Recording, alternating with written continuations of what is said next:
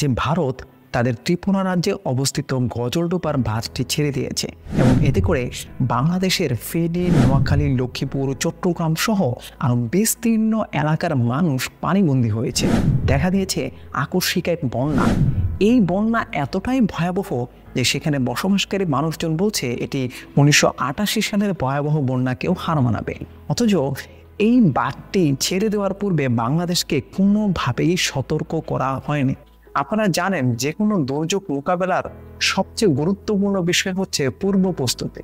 হ্যাঁ, আপনি যদি আগে থেকে জানেন দুর্যোগটি ঘটতে চলেছে, সেই দুর্যোগে পূর্ব প্রস্তুতি গ্রহণ করার মাধ্যমে যান এবং মালের ক্ষয়ক্ষতি এড়ানো সম্ভব।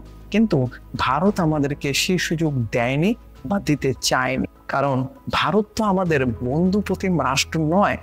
অথচ আমাদেরকে বারবার ভুলই বোঝানো হয়েছে। এই মুহূর্তে আমার মনে পড়ছে শহীদ আবরার ফাহাদের কথা। বুয়েটের সেই ছেলেটা যে কিনা ভারতের আগ্রাসনের বিরুদ্ধে প্রতিবাদ জানাতে গিয়ে নিহত হয়েছিলেন নির্মমভাবে সরকারি গুন্ডা বাহিনীর কাছে। আবরার ফাহাদ বলেছিলেন, কে বলেছে আমাদের ভারত কিছু দেয়নি? এই তো 500 টন ইলিশ পাঠানোর সাথে সাথেই আমাদেরকে ফারাক্কার বাঁধ খুলে দিয়েছে। এখন এই বাঁধের পানি খাবো এবং ইলিশ পাইব। আপনারা হয়তো ইতিমধ্যেই জানেন যে গত সরকারের আমলে বিভিন্নভাবে বাংলাদেশের মানুষকে বোঝানোর চেষ্টা করা হয়েছে যে ভারত আমাদের বন্ধুপ্রতিম রাষ্ট্র।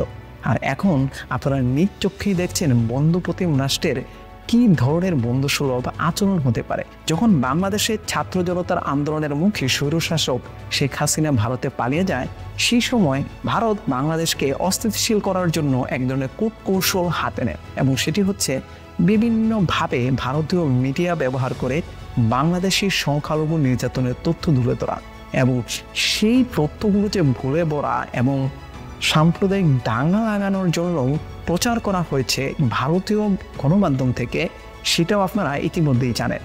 আমরা জানি যে ভারত এবং বাংলাদেশের মধ্যে অনেকগুলো অভিন্ন নদী প্রবাহিত রয়েছে। এই অভিন্ন নদীগুলোর পানি ভারত থেকে বাংলাদেশ হয়ে বঙ্গোপসাগরে গিয়ে মেশে। স্বভাবতই উজানের পানি নিচু দেশ বাংলাদেশের মধ্যে দিয়ে গিয়ে বঙ্গোপসাগরে মেশার কথা, এবং যখন এই নদীগুলো পানি বহন করে সমুদ্রে নিয়ে যায় তখন এর মাঝে অবস্থিত নদীগুলো, খাল, বিল, হাওর, এই সবগুলো তাদের পানি ধারণ করে রেখে পানির চাহিদা পূরণ করে। কিন্তু গত কয়েক দশক ধরে ভারত অন্যায়ভাবে এই পানিগুলো উজানে একতরফাভাবে প্রত্যাহার করেছে। কিভাবে? ভারত বিভিন্ন জলবিদ্যুৎ কেন্দ্রের নামে বড় বড় নদীগুলো অর্থাৎ বাংলাদেশমুখী নদীগুলোর উজানে বসিয়েছে বাঁধ। যেমন বলি ফারাক্কা বাঁধ, এবং যেই বাঁধটির কথা কিছুক্ষণ আগে বললাম যে গজলডোবার বাঁধ, সেই রকম আরও অসংখ্য বাঁধ তারা বসিয়েছে এবং সেই পানিগুলো তারা হয়তো কৃষিকাজে ব্যবহার করছে কিংবা জলবিদ্যুতের কাজে ব্যবহার করছে। আর এদিকে বাংলাদেশে যেই নদীগুলোর পানি উপরে প্রত্যাহার করা হয়েছে সেই নদীগুলো শুকনো মৌসুমে একবারে শুকিয়ে যাচ্ছে এবং এর ফলশ্রুতিতে বাংলাদেশের বিভিন্ন অঞ্চলে অলরেডি মরুকরণ শুরু হয়ে গেছে। শুধু তাই নয়, এইসব নদীর অববাহিকায় বসবাসকারী লাখ লাখ মানুষ তাদের জীবিকা হারিয়েছে। আপনারা জানেন যে বাংলাদেশের নদীমাতৃক দেশ, এখানকার নদীর পাড়ে বসবাসকারী মানুষজন সেই নদীর পানি ব্যবহার করে কৃষিকাজ করে, মাছ তারা আহরণ করে নদী থেকে নিজেদের আমিষের চাহিদা পূরণ করার পাশাপাশি সেগুলো বিক্রি করে। অর্থাৎ নদী কেন্দ্রিক এই যে জীবন বৈচিত্র্য, সেই জীবন বৈচিত্র্য কিন্তু এখন ভারতের জন্য হুমকির মুখে পড়েছে। শুধু তাই নয়, শুকনো মৌসুমে পানি না থাকার কারণে বাংলাদেশের নদীগুলোও কিন্তু তাদের নাব্যতাও হারিয়েছে। এতে করে বাধাগ্রস্ত হচ্ছে জলযান চলাচলে এবং হারিয়ে যাচ্ছে আমাদের মৎস্য সম্পদ এবং কৃষি সম্পদ। অভিন্ন নদীসমূহের পানি কোনো দেশ একতরফাভাবে প্রত্যাহার করতে পারে না, এটা আইনের সুস্পষ্ট লঙ্ঘন। এই আইনকে বৃদ্ধাঙ্গুলি দেখিয়ে ভারত বাংলাদেশকে দশকের পর দশক ধরে ঠুকিয়ে যাচ্ছে। এইসব নদীগুলো নাব্যতা হারিয়েছে। একে তো শুষ্ক মৌসুমে এই নদীগুলো পানি পাচ্ছে না, দ্বিতীয়ত যখন বর্ষা মৌসুমে অতিরিক্ত পানির চাপের কারণে ভারতে বন্যা পরিস্থিতি দেখা দিচ্ছে, তখন কিন্তু এই বাঁধগুলো আকস্মাৎ তারা ছেড়ে দিচ্ছে। এই বিপুল পরিমাণ পানি বাংলাদেশের নদ নদীগুলোতে প্রবেশ করছে, যেগুলো অলরেডি ভারতের শোষণের কারণে নাব্যতা হারিয়েছে এবং অনেক জায়গায় নদী মৃত হয়ে গেছে। এই মৃত নদী এবং নাব্যতা সংকটে থাকা নদীগুলোতে যখন বিপুল পরিমাণ পানি এসে পড়ছে, তখন সেই পানি কিন্তু একটা বন্যার পরিস্থিতির সৃষ্টি করছে।